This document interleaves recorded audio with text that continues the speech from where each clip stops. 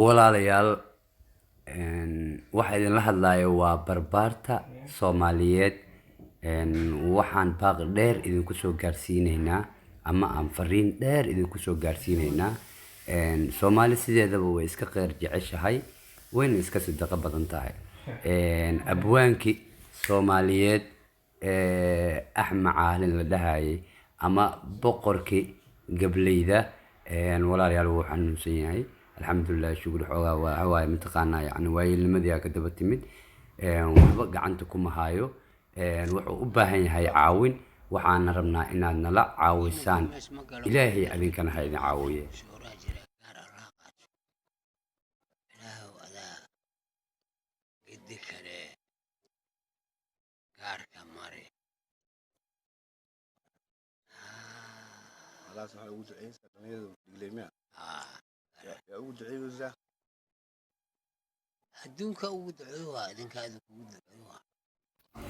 walaalayaal isbitaalka waa laga soo bixiyay waad aragtiin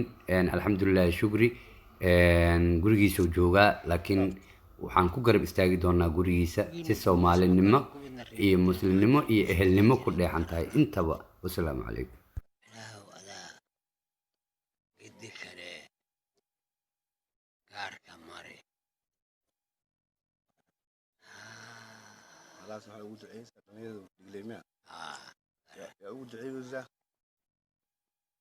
adduunka ugu duceeyo idinka ugu duceeyo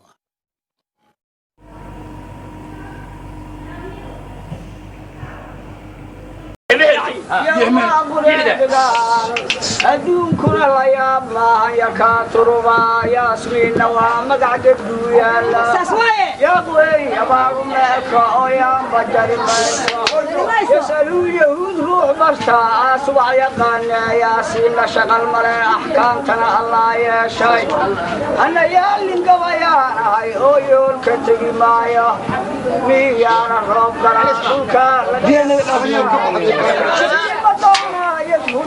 lagu yaqaanaa yaxaasmaaya yeelana afka iyo dhabadu wowyaanba yaqfa iyo yaxdhana waa ilkaya ciridisreed yaala axmed caalimo adla yaalin gabayaa tahay oo yoolka tegi mayse yafteel wardhigleyeed amay warkaa yeeshay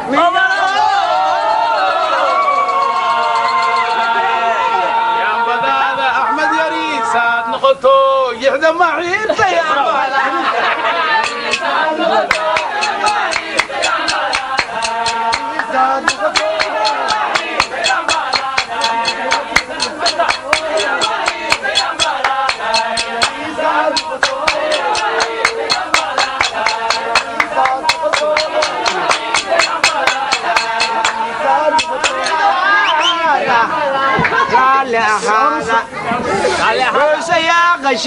يا قشيد أنا قشيد ضدك قول ما يري يري كريم بمجوزة يا قشيد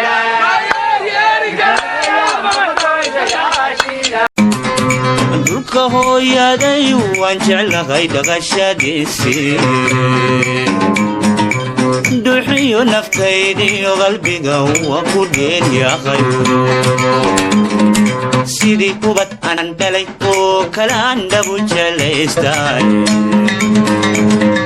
barwaqada dhextaal iyo nimcada waan ku dhuulay